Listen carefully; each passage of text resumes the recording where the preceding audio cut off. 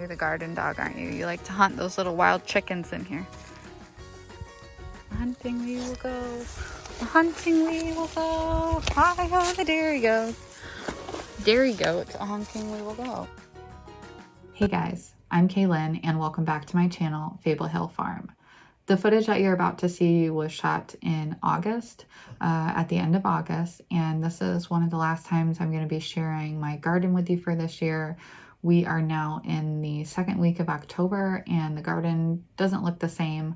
I had just happened to get this footage and I wanted to share it with you now, better late than never. You can see some of my tomato harvest and my peppers and my weedy, wild, crazy, wonderful garden that gave me so much food. So I wanted to share this with you all. Again, I've been away for a while from YouTube, but I'm just catching you all up. My next videos are all going to be up to date where I'm at right now in October. So stick around, stay tuned for that. And thanks for stopping by. They love me. I give them all the good treats.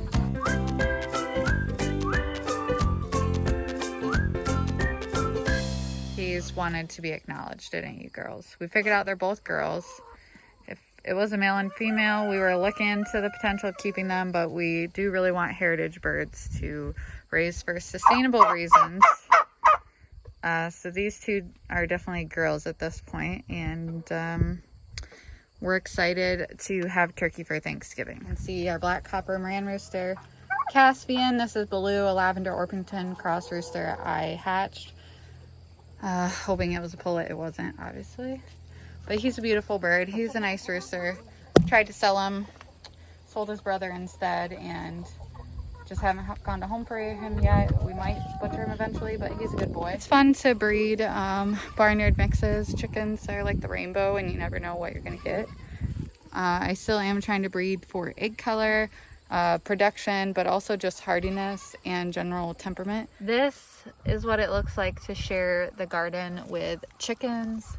Over there is our coop, and then their pasture, which is around somewhere around like 1.5 acres to a 2-acre spot that they have here. I'd have to look at it exactly. So they're here.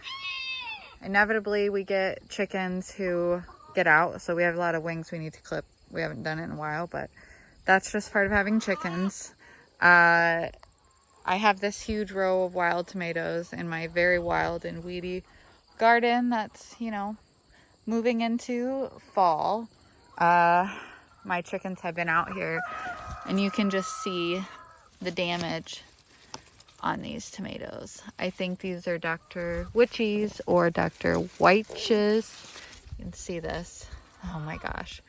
But the cool thing is there's a lot of tomatoes here, and I can see more chicken damage just looking down the row, but I have a lot of tomatoes, so we're sharing the garden together, and I'm getting more tomatoes than they are, and they're getting healthy snacks that they love and go crazy for, so it's actually totally fine. So you can see I have basil interplanted between all my tomato plants. Let's see, there's some down here. This one's been pretty productive, is flowering, so I'm gonna let it, I just trimmed it, but I'll let it flower. These guys are still really green, but you can see, I mean, it's fun to weed. This is either a Persian basil or a Siam Queen, I think it's called. I'd have to look. It smells so good. So these plants here is my bucket, and look at this thing. I do have small hands, but this is quite a large tomato. I'll have to weigh it. You can see next to my head how big this tomato is.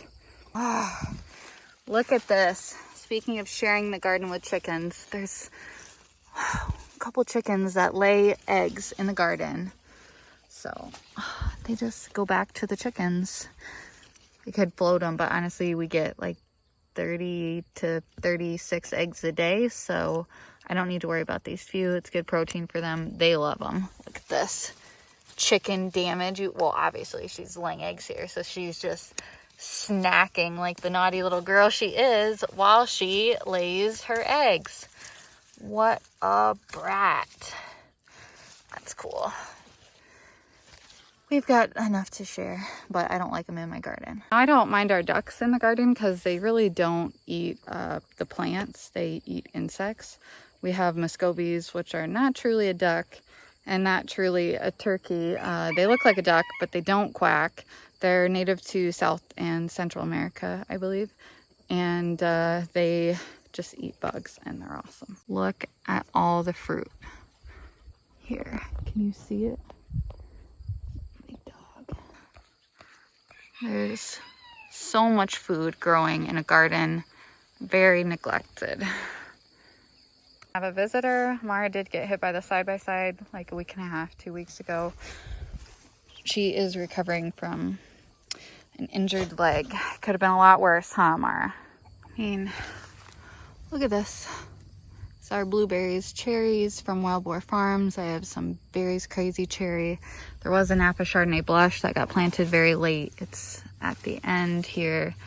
And as you can see, it's behind. There's not any blushing really. I don't know, it might be these. I'd have to look. Yeah, maybe these are it actually. Oh, I think these must be first ones. See, Discovery. You can see this big basket I've got already is pretty big in the weeds here. I say my garden is weedy, I mean it, but there's so much food. Pulled all of this. I still got to go down the rest of the tomato row on this side. My zucchini are still producing after I tore out a ton of them. I think I'm going to put a box down on the side of the road with a sign that says free or ask some friends and family. These couple zucchini plants. Let's see, there's some immature fruits growing. My summer squash went through a bit of a shock because we pulled out so many, and I'm sure disturbed roots. So they really stopped producing for, I think, like 2-3 weeks. But now they're giving me another round of them, so that's cool. This one pepper plant got like mowed over at one point. Somebody stepped on it, but it's still producing. It's a cayenne pepper. You can see some that are ripe under here, and then these are, I don't know what these are. Maybe see the beans, which are drying up. I'm saving seeds, so these are the Orlato di Vigibano Nanos. You can see compared to my hands, and a mature cayenne pepper, how big they are. So they're huge and gorgeous. Look at them. So I'll be saving the pods, letting them just dry up. I've never grown beans before. I've never saved seeds before, other than out of peppers I bought at the store to plant in the garden this year. These are paprika peppers. This one looks ripe. I was surprised at how big they are. Never grown them before or seen them grow. So here's these pumpkins over here. Which this one I didn't even plant. I think I must have mislabeled. So it looks like I think a sugar pie of some kind. I did plant several pie pumpkins. But that's growing and just taking over everywhere. Thanks for watching. I hope you enjoyed a peek at my very messy end summer garden.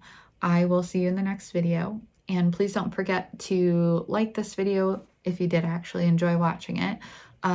Give me a comment down below. I'd love to hear from you. I'd love to know how many of you also let your garden get totally overrun with weeds and how you handled it, or did you just do what I do and not handle it at all and just, you know, have this kind of very messy symbiotic relationship with all the weeds around you.